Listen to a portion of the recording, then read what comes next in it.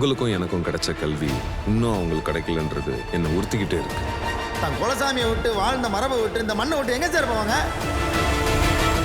இன்றைக்கி நம்ம திரைவிமர்சன நிகழ்ச்சியில் இயக்குனர் மகேஷ் ராஜேந்திரன் இயக்கத்தில் வெளியே வந்திருக்கிற லவ்வோ லவ் படத்தை பற்றி பார்க்க போகிறோம்.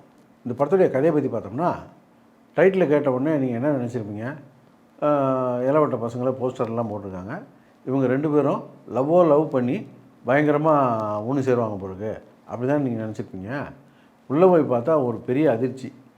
படத்தில் இங்கே எங்கேயுமே லவ் பண்ணவே கிடையாது. ஒரு பொண்ணை பார்த்தோன்னே ஒரு பையனுக்கு பிடிக்குது, பிடிச்சா லவ் சொல்கிறான்.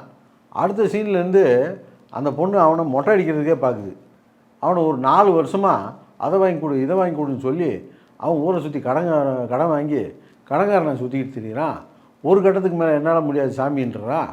அப்போ அந்த பொண்ணு உன்னை விடலாம் முடியாது அப்படின்ட்டு, நீ மீண்டும் தொடரணும்னா நீ நான் செஞ்ச மாதிரியே நீ எனக்கு செய் அப்படின்னு சொல்லிட்டு அந்த பொண்ணை மொட்டை அடிக்கிறதுக்கு இவன் ட்ரை பண்ணுறான்.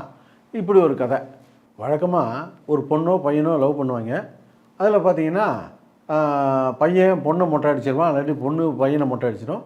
ஒரு கட்டத்துக்கு மேலே இங்கே தாக்கு பிடிக்க முடியாதுன்னு சொல்லி 2 பேரும் பிரிஞ்சிருவாங்க. இப்படி தான் நம்ம கதையை கேட்டிருக்கோம். இன்னும் நம்ம பேப்பர்லாம் கூட படிச்சிருக்கிறோம்.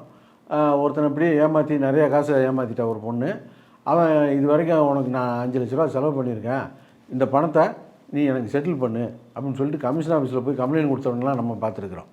இந்த படத்தில் என்னடானா புதுசாக இவனை மொட்டை அடித்து ஐயோ என்னால் முடியல சாமின்ட்டு அவன் ஓட பார்த்தா இவன் நீ வேணா என்னையும் மொட்டை அடிச்சிக்கா அப்படிங்கிறா. இப்படி ஒரு கதையை கொண்டு வந்து வச்சுக்கிட்டு இதுக்கு கடைசியாக ஒரு மெசேஜ் வேறு சொல்கிறாங்க. கடைசியில் செய்கிற தப்பெல்லாம் செஞ்சு விட்டு எஸ்எம்எஸ்ஸை ஒன்று தட்டி விட்டு போவாங்க பார்த்தீங்களா, அப்படி ஒரு மெசேஜ் சொல்கிறாங்க. அந்த மெசேஜ் சொல்கிற வரைக்கும்லாம் நம்ம பாடி தாங்காது. எதை வேணால் கதையாக சொல்லலாம், அதை எப்படி வேணால் சொல்லலாம். ஆனால் அதுக்குன்னு ஒரு நேர்த்தி இருக்க வேணாமா, சொல்கிற விதம்னு ஒன்று இருக்க வேணாமா? படத்தை இப்படி தான் எடுக்கணும்னு இல்லை, எப்படியோ எடுத்து வச்சுருக்காங்க. உதாரணத்துக்கு ஒரு ஒயின் ஷாப்பில் ஒரு குவார்ட்டர்ஸ் வாங்குற மாதிரி ஒரு சீன் இருக்கும். அந்த சீன்லாம் பார்த்தீங்கன்னா ஒரு குழந்தைய விட்டால் கூட இதை விட நல்லா எடுத்துரும். அவ்வளோ ஒஸ்ட்டாக எடுத்து வச்சுருக்காங்க. லவ் பண்ணுறவங்கலாம் ஒருத்தருக்காக ஒருத்தர் உசுர விடுறத கூட நம்ம பார்த்துருக்கோம். ஒருத்தர் மொட்டை அடிக்கிறாங்கன்னு ஒரு படத்தை எடுத்து வச்சுருக்காங்க. பார்த்து உஷாராக இருங்க, உள்ளே போய் மாட்டிக்கிறாங்க, உங்களை மொட்டை அடிச்சுட போகிறாங்க. உங்களுக்கும் எனக்கும் கிடைச்ச கல்வி இன்னும் அவங்களுக்கு கிடைக்கலன்றது என்னை உறுத்திக்கிட்டே இருக்கு. தன் குலசாமியை விட்டு வாழ்ந்த மரபை விட்டு இந்த மண்ணை விட்டு எங்கே சார் போவாங்க?